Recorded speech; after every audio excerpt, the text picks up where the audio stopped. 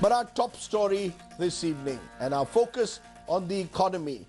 The government today, with the Finance Minister, announced another stimulus for the economy, a day after the Reserve Bank of India confirmed that India was in a recession. Announcing a slew of measures aimed at home buyers in particular, along with the informal sector and agriculture, the government announced a package worth rupees 2.65 lakh crores that they hope will include a burst spurt for jobs in particular. It's all part of what the government is calling Atmanirbhar Bharat 3.0. It's our top story. और माननीय प्रधानमंत्री जी का मुख्य सभागार. 2 days ahead of Diwali, the Narendra Modi government has announced another tranche of stimulus. The third one focused on making India Atmanirbhar. Finance Minister Nirmala Sitharaman has listed 12 new measures worth 2.65 lakh crores. The focus is on job creation.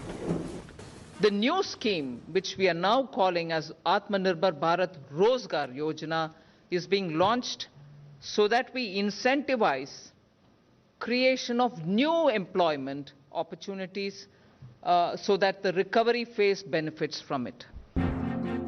The announcements include PF subsidy for new hires with salary less than 15,000 per month, rupees 10,000 crores for PM Garib Kalyan Rozgar Yojana. Additional 18,000 crores is allocated for PM housing scheme for urban poor. This is expected to create 78 lakh jobs. The government is also providing rupees 65,000 crore fertilizer subsidy for farmers. For the industry, the collateral-free credit scheme for MSMEs is extended to March 31st, 2021. The current production-linked incentive scheme aimed at luring businesses away from China is extended to 10 more sectors. Rupees 1,46,000 crore rupees is allocated to PLI scheme. It is collateral-free loan and it gives additional credit of 20% of your outstanding loans. And outstanding loans will be decided based on your balance as of 29th February 2020, and outstanding credit limit was about 50 crores. So all this taken on board. While the finance minister asserted that the economy is witnessing a strong recovery after a long and strict lockdown, the opposition said the poor remains the most vulnerable and lot more needs to be done. As far as the formal economy is concerned, the government has done nothing to bring back the lost jobs or to create new jobs. The unemployment rate as on 11th of November 2020 stands at 6.4%. Stimulus 3.0 is here, full of incentives and indirect benefits.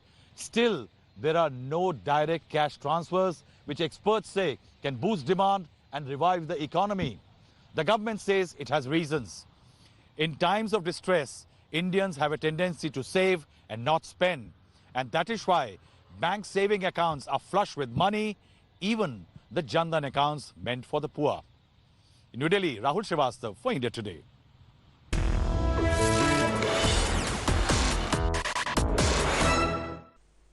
And on a day when the government has unveiled their Atmanirbhar Package 3.0, Stimulus 3.0, I'm joined by the Chief Economic Advisor, Dr. K. Subramaniam. Appreciate your joining us, Dr. Subramaniam. Just a day ago, the Reserve Bank of India confirms that we are in recession. The economy has contracted for 2 successive quarters. And then today, the government announces another stimulus. Is there a coincidence? Is the government trying to talk up the economy at difficult times? How do you see today's announcements? Rajdeep, the announcement by Reserve Bank of India is something that was along expected lines. As we've discussed earlier on your channel, this is an unprecedented time that we are going through, during the pandemic, and every country in the world is affected, and that's something that's what the Reserve Bank has talked about. The stimulus package, though, was being worked on long before this announcement. So they're possibly correlated events, but no causation there. But how do you see the announcements that were made today? Will they really kickstart the economy? The worry is that the critical concern is in a way reviving consumption, reviving demand, and there is uncertainty whether these stimuli package will actually do that. Are they really tackling the core concerns of demand and consumption-led growth? Rajdeep, a couple of points before I actually mention that. I think during the unlock phase, the economy has displayed robust recovery, especially the manufacturing sector. If you look at the IIP numbers that have just come in today, the IIP print, for the first time in 6 months, it has actually grown, so it's in positive territory. The manufacturing sector, many of the high frequency indicators that we track. Very marginally, if I may add, very marginally, if I may add. Compared to almost an 8% decline. Remember, this is we are talking about the V-shaped recovery, right? After the lockdown, and the previous month was a decline of almost 8.7%. So from about 37 odd percent decline in the month of April, it has significantly come back. And if you look at the PMI, the Purchasing Managers Index, it was at a 7-year high in the month of September for manufacturing and has since grown. The GST numbers at 105 lakh crore actually are greater than the last year's numbers. So, even if we, let's say... No, that's because of deferment of GST. No, that's because of deferment of GST. Sorry to intervene again. The numbers are high because of deferment of GST in the month of September. My worry is the government is cherry picking the numbers. Why not accept that the recession remains a problem and the recovery is not V-shaped but very gradual? Rajdeep, I am speaking based on the data and the high frequency indicators that we track. As I had mentioned earlier as well, if you look at the various indicators for manufacturing, clearly there is a recovery that is on, and that recovery is following a decline that happened, during the lockdown. What I wanted to actually, finish the point was that there is a two-paced recovery that is on, with manufacturing being clearly robust and displaying buoyancy because of the reforms, significant reforms that have been launched as well.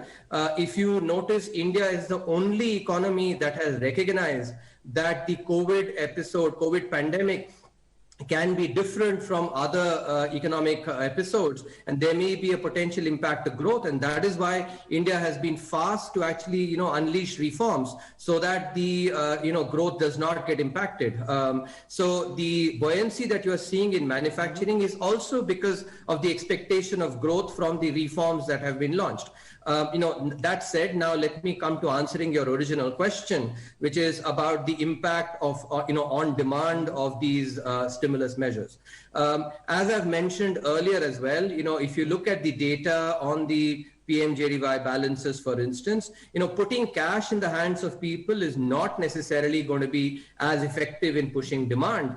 But, when you have employment increasing, that is something that can really help in bringing demand, because it provides a stability of income. And as you were mentioning, the pandemic actually creates significant uncertainty, and that is something that we have to work on. So in that sense, the job creation program that has been announced is something that is actually quite useful. The tax rebates on housing, for less than 2 crores is also something that is useful, because that has spillover effects on construction activity, creates spillover effects in many other sectors. So those will also be useful in terms of the improvement in demand. And if you look at the upward revisions that are happening in the GDP growth, some of this is reflecting the the revisions in demand. But let's do acknowledge that that we are still amidst the pandemic, and the pandemic is not over. So this is an economic crisis that has happened because of the health crisis, which creates its own uncertainty, something that we have to acknowledge. The criticism, Dr. Subramaniam, is that the government's focus in most of these stimuli packages has largely been on supply side. The critics say that you have to put cash in hands, especially in the hands of those outside the formal economy, the poor and the vulnerable. You need those income guarantee schemes. The government hasn't been able to do that. Yes, you're claiming that today's announcements will stimulate growth, will bring in jobs, but the fact is unemployment still remains very high at 6.4%. So given the scale of the problem, is the government unable to, in a way, address the real crisis of demand, of income, of providing cash in the hands of as people? I was saying, Rajdeep, the measures, the ones that have been focused on today, especially jobs is a clear demand side measure. Similarly, if you look at the housing, those are also actually, as they create activity downstream, these are measures that are intended to help on the demand side. As we've recognized that is something that has to be accelerated. Given the recovery that is already happening, the intent is to try and accelerate that further by bringing these demand side measures. But why the reluctance to put cash in hand? Why the reluctance to put cash in hand? The former Finance Minister, Mr. P. Chidambaram's criticism constantly has been that. Why is the government reluctant to put income in the hands of the most vulnerable? Because, it's not clear that cash in hand will necessarily in demand, because if you look at the balances in the PMJDY accounts, the deposits, the way they've increased, and the simple economic concept that faced with uncertainty, individual households will always choose to actually save, because, they anticipate, what if one of us becomes sick?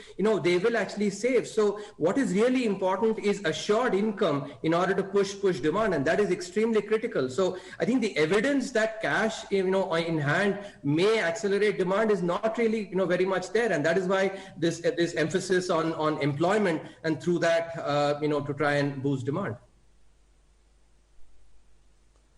Yesterday the RBI report in its risk to the recovery that you're talking about referred to three aspects: unrelenting pressure of inflation, the fact that there could be a second wave of COVID-19 and this could have its own impact, as well as intensifying stress among households and corporations that could spill over into the financial sector. Do you see these risks as still very real? And to that extent, despite the claim of a V-shaped recovery, we need to be much more cautious? I actually absolutely want to be cautiously optimistic. My intention is to actually point out things that are actually, that are showing up well. But at the same time, we have to be cautiously optimistic, because the possibility of, of a second wave is something that we certainly have to guard against. As I said earlier, we still are amidst the pandemic.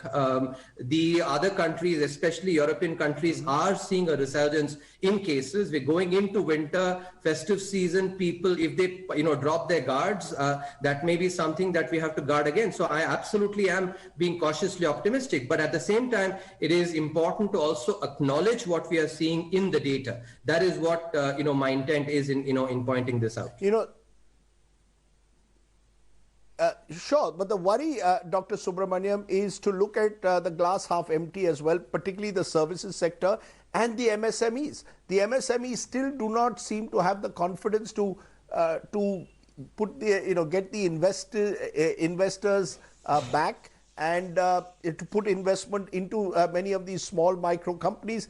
And you've got a situation where the service sector, hospitality, tourism are still hurting. They're still waiting, they're saying, for a package that will revive these particular sectors. So, Rajdeep, I think, what we have to acknowledge is that some of these sectors like hospitality, tourism, because of the effect of social distancing, the demand shock is very large, and that's something which we have to acknowledge. And therefore, if you look at the service sector PMI, right, for the first time in 7 months now, the purchasing managers index has reached about 53. It's actually in an expansionary category. This is despite some of the sectors like travel and tourism, still suffering the impact of the pandemic and the need for social distancing. That is something that we cannot deny. That's something that we have to acknowledge.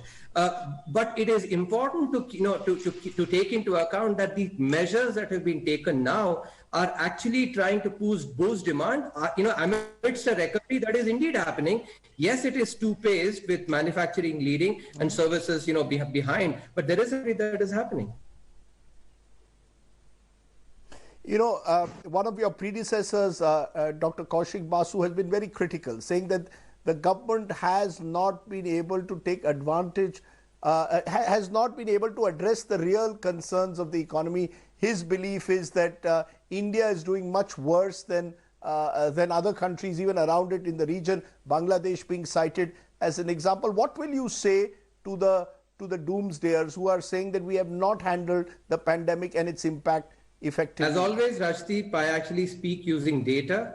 If you look at the per capita numbers, I've mentioned this earlier as well, in terms of the death rate per capita, we've done far better than many other countries. I think it's very important to actually do apples to apples comparisons when we do these. We're a large population, a pandemic, the network effects of a pandemic are much larger in big populations.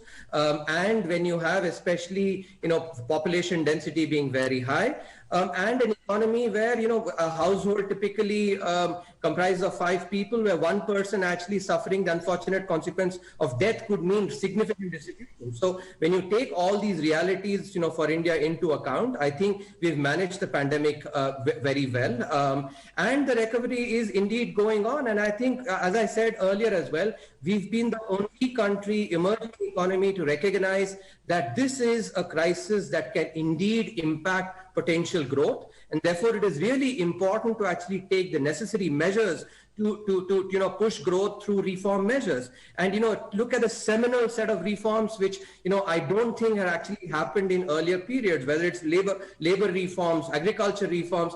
These are important aspects that will really push the economy. If you think about the nature of the economy itself, these reforms are intended to enable the primary and the secondary sectors of the economy, which actually contribute far more to employment. And therefore, we've recognized the nature of the crisis, how it is different from other crises, and we've done the needful, while at the same time also pushing for demand amidst the recovery that is happening.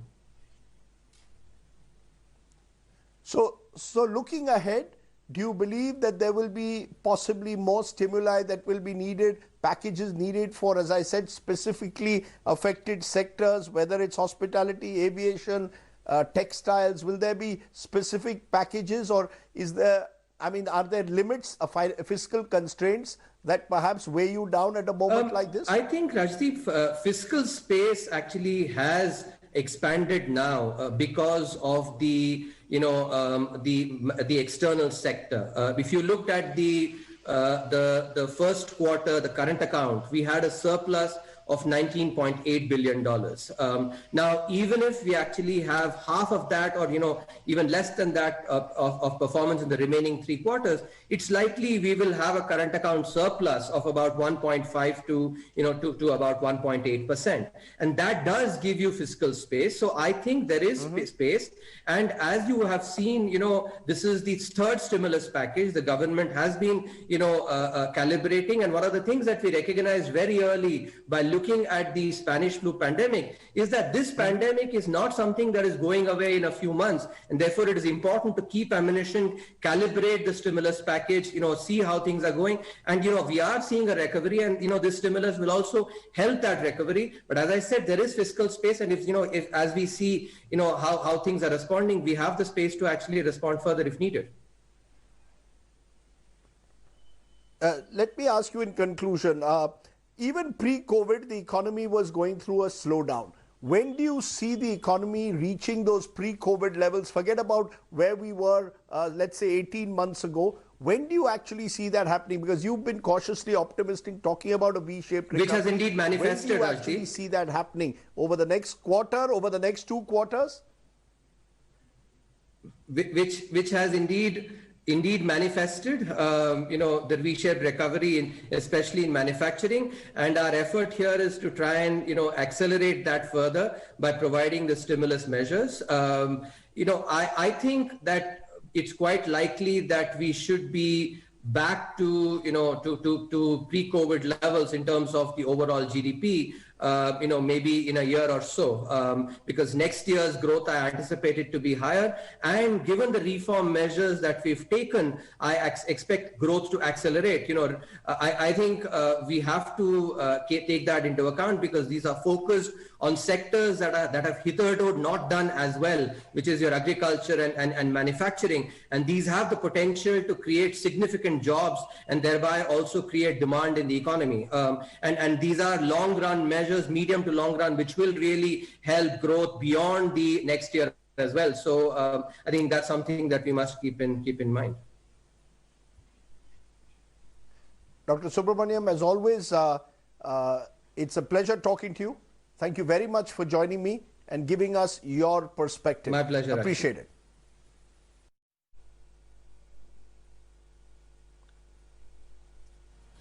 Okay, let's then look at the politics that underlines the manner in which these stimuli have been put forward. My big questions now, is the stimulus enough really to jumpstart the economy? Has the stimulus failed to address the core issue of demand? Are we seeing pent-up demand or a real rise or a real growth? Will Diwali booster lift sentiment, or are we still very much in recession mode? These are some of the questions I want to ask. Sanju Verma is the BJP spokesperson who focuses on the economy. Supriya Srinath is the Congress spokesperson who also does that. And Rajiv Dubey is editor, Business Today. Supriya Srinath, let's turn to the opposition first, because we just heard the chief economic advisor suggesting he's cautiously optimistic about a V-shaped recovery.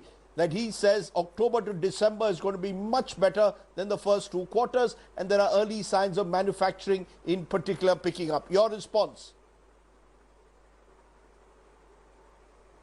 Without taking anything away from him, he's the same chief economic advisor who had predicted a 1 to 2% growth in a quarter where economy shrunk by over 24%.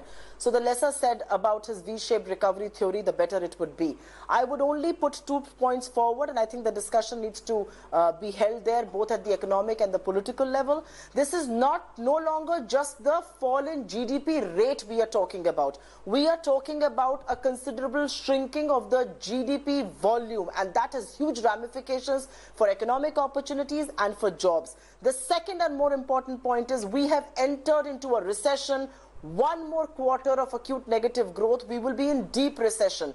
The government still continues to be in denial, and it cannot hide behind Corona, because our problems existed even before COVID hit us. We had 8 consecutive quarters of falling growth. Our GDP growth the Reserve Bank of India says October to December will be to 4.2 in Supriya Srinath,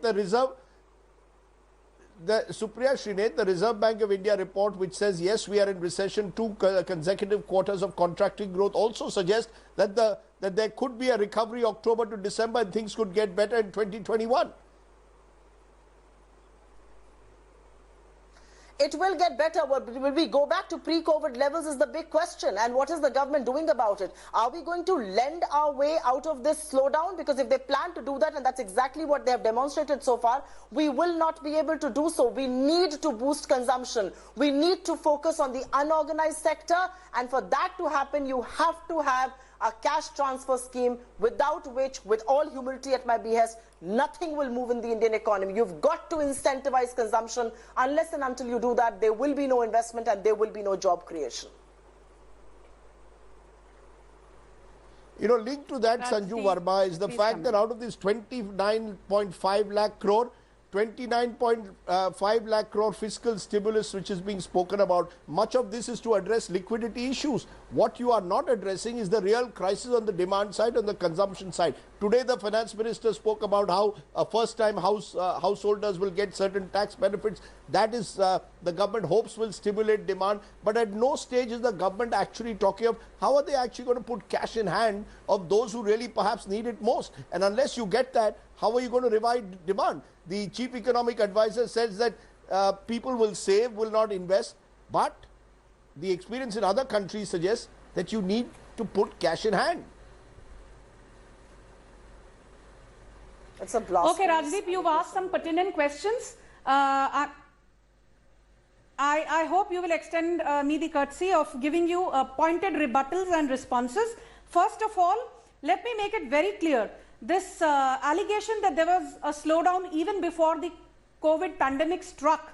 Let me remind people that for the March 2020 quarter, everybody has been raising a stink about the fact that we grew by only 3.1% in terms of GDP growth. What nobody seems to be making a noise about is the fact that in the March 2020 quarter, before the corona pandemic struck, China degrew, contracted by 6.8%, the US by 4.8%, Japan by 3.4%, Germany by 2.2%, and the UK again by 5%. So we weathered the storm much better.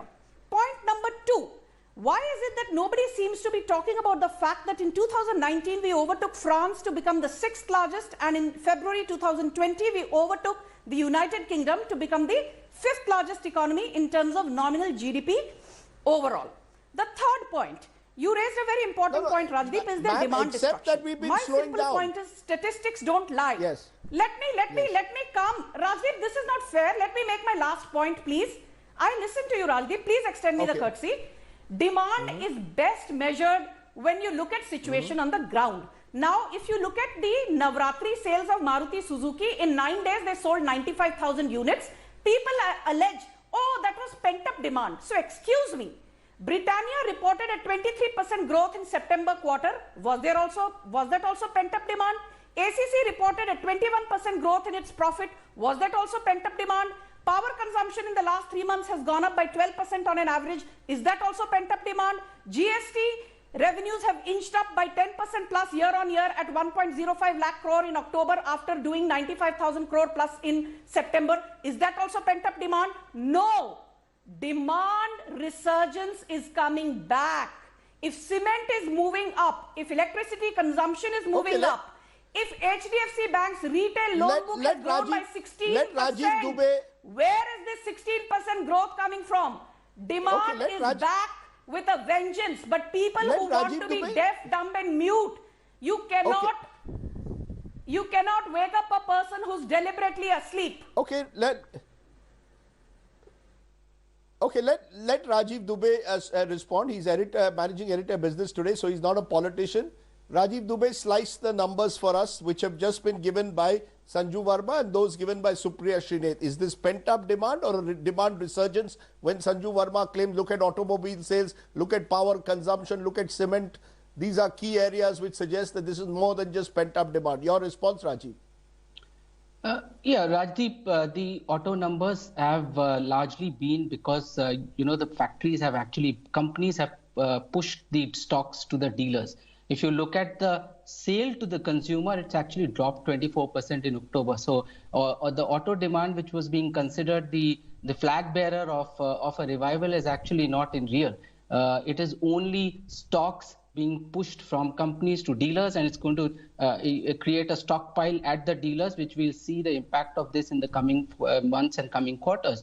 As far as the revival of the economy is concerned and the comparison with China is concerned, that's slightly unequal comparison, unfair comparison, because COVID hit China much before COVID hit India, at least a quarter later. So that is the same with Germany, same with Italy. Those are the countries where COVID hit much before it hit us. What about power consumption? So what about power consumption and GST figures? Is almost it's zigzagging. Rajdeep, if you see the graphic that we've put out, it's clearly zigzagging. It's not to the level. And also October power consumption is an extrapolated consumption that has been put out out of the first 15. Traffic up by 23%, Rajiv. Railway freight traffic is up by 23%. Railway freight traffic is up by 23%. That is not showing any zigzag trend. Ma'am, the transfer. Rajiv, with due respect to you, Rajiv, with due respect to you, Hero MotoCorp sold 7 lakh units in September, which was higher than the number of motorcycles they sold in February, much before the COVID pandemic struck. What do you have to say about the fact that Hero MotoCorp sold 7 lakh motorcycles in a single month in September, whereas in February 2020, much before COVID struck, they sold only 4.98 lakh vehicles. What do you have to say about the fact that Mahindra and Mahindra sold over 42,000 tractors in September and October? I just gave you the numbers. I just gave you the numbers. before I COVID just struck. gave you. This I is just not gave you the pent-up numbers. demand. Rajiv, This is not pent-up demand. There's a Sanju, demand resurgence. No, There's a Sanju, you must demand let him. resurgence. Sanju Verma, you must let him respond. I just gave you the numbers as far Okay, as there's a demand automobiles are resurgence. concerned. As far as automobiles are concerned, the numbers you're talking about are wholesale numbers, which are numbers from companies to the dealers. Companies have the right to push to the dealers. Dealers have no option but to accept it. But that cannot be considered the sale But to the all these consumer. wholesale If you want to numbers look are at the given, sale to the Rajiv. consumer, What is new about this time? please When see the Maruti sales registrations. fell, Their those were also registrations are wholesale down numbers. 24%. You did not give us the benefit of doubt then. Ma'am, Registrations- this You did not give us the Sanju benefit of Verma, doubt when Sanju wholesale Verma, numbers I will fell. not allow you Why to do don't you want to crosstalk. give us the I credit will when give wholesale no, numbers ma'am, have risen? ma'am. This is not a noise channel. This is not a noise channel, ma'am. Okay, I fine. cannot Okay, allow okay. you to And as far intervene. as, He will as finish, far as then you rail can freight, speak. as far as Okay, rail freight Rajdeep, numbers are okay, point concerned, taken. as far as Okay, point rail freight taken. numbers are concerned, Point taken. let's please remember that during the lockdown and during the closure of the economy, a lot of the movement of goods has shifted from road to railways. So if you are comparing those numbers, we'll have to look at how those numbers compare when things normalize. So you cannot compare rail freight numbers in isolation without looking at the road freight numbers. Road freight numbers became zero, and so rail freight numbers increased. And as far as the power consumption is concerned, it's not very Let me dramatically therefore different. turn away. Rajdeep, can I come in, please? Okay, so Rajdeep, can I let's come in turn for a away minute, from the please? cherry picking. No, yeah. Supriya Srinath, the question I want to focus on is jobs. At the end of the day, much of today's press conference of the finance minister was on Atmanirbhar Rozgar Yojana. That jobs are going to be provided, incentives to companies that rehire or create employment. Do you believe that is the critical question? 6.4% unemployment still remains unconscionably high. How would you as the opposition have dealt with the issue of unemployment? Let's be honest, there are no easy solutions here. I'm being absolutely honest. There is no other issue that India needs to discuss today than jobs and the level of unemployment, given we are one of the youngest nations in the world and we're sitting on a ticking time bomb if we don't give people jobs. The way to give people jobs is not to incentivize companies to hire. What are you doing? You're going to pay for the EPF. But why should that company hire someone when their demand is down, when production is low? Why should he go and hire? You have a company of 25 people. If your products are not selling and the government decides to give you a part of your PF, will you go and hire people or will you retrench? The simple answer to that is you will retrench. What the BJP does not realize is you have to incentivize demand. There is something called a virtuous cycle in economy. Demand is going to give rise to consumption, which will boost investment and will lead to job creation. There is no other way to do it worldwide. And for everybody who is saying demand, quote unquote, is back with a vengeance, if it was, then why are you doing press conferences? And the second important point is, from being one of the third fastest growing economies in the world, we have now reduced ourselves to being one of the seventh slowest economies in the world. And the government wants to live in denial. Good luck to them. It's not good luck to the Indian economy and to people at large. Rajdeep, can I please make a point? Rajdeep, can I make a point? I mean, somebody like R.C. Bhargava. Yeah, before you come, Sanju, before you come, before you come, Sanju Verma, I'm not able to understand Supriya Srinath as a former journalist. The connection between having press conferences and stimulating demand. I'm unable to understand Supriya Srinath. What's wrong if the finance minister? I'll let you respond first. Let her complete that. I just want to understand what's wrong with the finance minister holding press conferences.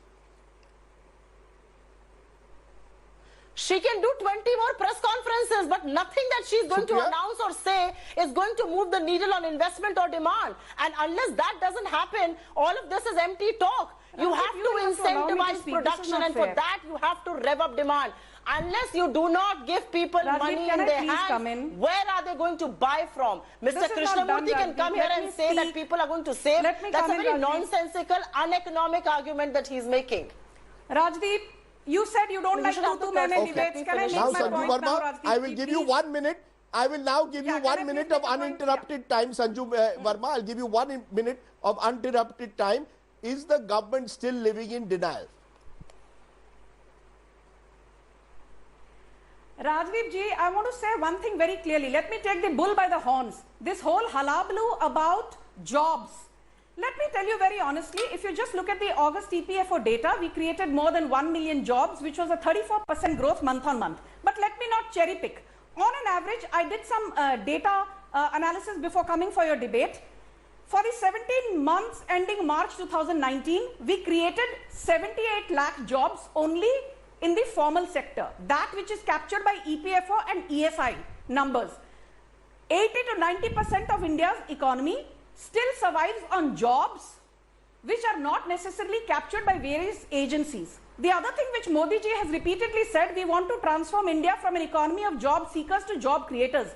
Why is no one talking about the fact that if over 11 lakh crore people have benefited, over 15 crore people have benefited from over 11 lakh crore loans that were given under Mudra Yojana, you've created a new breed of entrepreneurs. The other thing that Supriya has said is that, we are not giving cash into the hands of the consumer to resurrect demand. Excuse me, 9 lakh crore has been given by way of direct benefit transfer. Just in the COVID times, in the last 6 months, over 9 crore farmers got over 22,000 crore under PM Kisan. 895 crores was given by way of EPFO benefits. Building and construction workers got over 4,300 crores. There was 20 lakh by way of insurance given to each Mahila. And there are about 68 self-help groups run by Mahilas or, the women of this country. We gave 53,000 crore by way of direct benefits to more than 42 to 50 lakh people. 73,000 crore by way of MSP purchases. You're uninterrupted. So the fact that, there is a demand resurrection, if you don't want to acknowledge it like an ostrich with its head under the sand, then the problem is yours. You have been living in denial, so you lost Bihar. Out of 70 seats, you managed only 19. You did not realize that Modi ji has been working at the basics. Let me tell you, water was given to more I than have 4 to stop. lakh I'm asking my producer to Bihar, cut. which has never... Ma'am, I have to cut both of you only for to the extent because we are running out of time. I just want to say that when Bihar is used to justify either side, remember the gap between the two sides was just 12,000 votes. So let's not use Bihar to suggest that we are on the right track with the economy or magnify the scale of economic distress. I don't think that this election in a way gives us any real indication of the scale of economic distress that exists on the ground. What is clear, of course, is that there has been some welfareism of the government. The question remains, has the government still done enough? I just want to give Rajiv Dubey quietly 20 seconds. Rajiv, what's the big message you got today from Nirmala Sitharaman? Very quickly.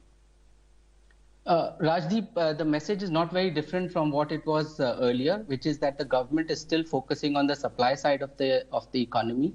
Whether it is the PLI scheme, whether it is the credit guarantee scheme, whether it's new loans to NIIF or new loans to capital subsidy or to exports, it's largely around the supply side. Now the question is, when do we look at the demand side? Because without demand, we are not going to see a great revival. It's going to be just chugging along and growing at this pace. And the problem there is, Rajdeep, is that there are two very quick ways of improving demand, which is cash transfer and significant cuts in GST. And given our financial financial situation right now, where we are expecting something like shortfall of 6 to 8 lakh crore in taxes this year, we are not in a position to do either. So what should we do? We should try and revive demand through what the world revives demand with, which is public expenditure. We've actually slowed down public expenditure both at central and state level in the last 1 year. We have to accelerate public expenditure and put resources behind that so that we can, revive demand through ripple effect in the economy, through waterfall effect in the economy. And that's the only way to do it. Consumption, you cannot drive unless you put in, unless you cut taxes and you bring in cash transfers right away. Okay, let's leave it there. I appreciate my political guests, Supriya Srinath, Sanju Verma and Rajiv Dubey, for joining me here on our focus on the economy. Thanks very much. Let's take a break at this point. When we return, we'll turn to our good news story. Today it comes from Srinagar. Back in a moment.